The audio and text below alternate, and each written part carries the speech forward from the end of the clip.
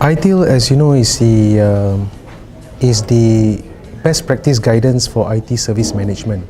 The ITIL framework has been around for a long time, since the late 80s, and it has gone through a series of evolutionary steps, right, and updates from ITIL, the original ITIL to ITIL V2 to V3, and it was updated in 2011 to the 2011 edition, and the latest release, if you like, is ITIL 4, which was announced by Excelos in August of 2018 and will be officially released on February 2019. And I think that all IT organizations, big or small, will be using the practices that are being put forth in the best practice framework to better manage IT services for the business. So yes, ITIL 4 is undergoing an update, and in my mind, it's long overdue. The current ITIL version 3 2011 was introduced to the world in 2007, and it is now almost a decade old. And I think what works 10 or 11 years ago may require an update in order to reflect the realities that we have now. As you know, 10, 11 years ago, many of the things that we see today are not around. And the challenges of organization in managing emerging trends and technologies like IoT, like quantum computing, edge computing, robotics, automation, and the different types of automation that's out there remains a challenge with business. It remains a challenge for businesses to compete in the new industry. It remains a challenge for business to see how best they can adopt and adapt existing technologies into the enterprise. So the ITIL 4 framework actually incorporates practices that enable businesses to take advantage of these emerging trends in technology.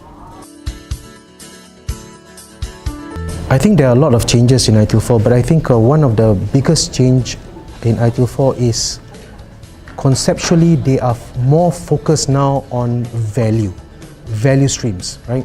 Making sure that we are not only managing services for the business, but that we are actually managing the delivery of value for business.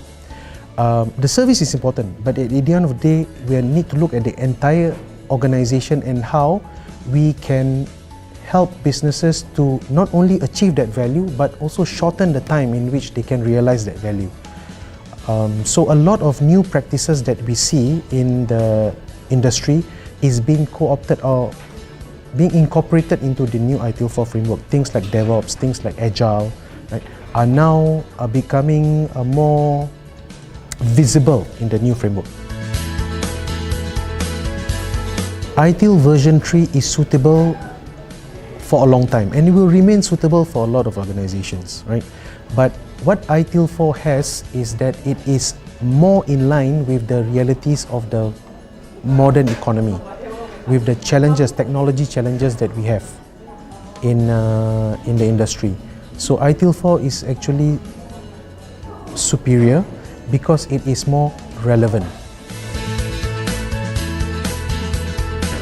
There are roadmaps and transition suggestions for people who are currently ITIL V3 2011 certified to transit to ITIL 4 certification. So there are some guidance that I think your viewers can download from certain slide decks to see how they can transit, or if they should transit to ITIL 4. Right? So the general guidance is this: if you are only foundation certified in ITIL version 3 and 2011, we recommend that participants actually resit the ITIL 4 foundation course and sit the exam. But if they are further on in terms of their investments into the ITIL version 3 2011 intermediate, then, and by further on I mean they have 6 or more credits, then we recommend that they fast track the attainment up to 17 credits, and then they can plan to take the ITIL Managing Professional Transition in ITIL 4 certification scheme.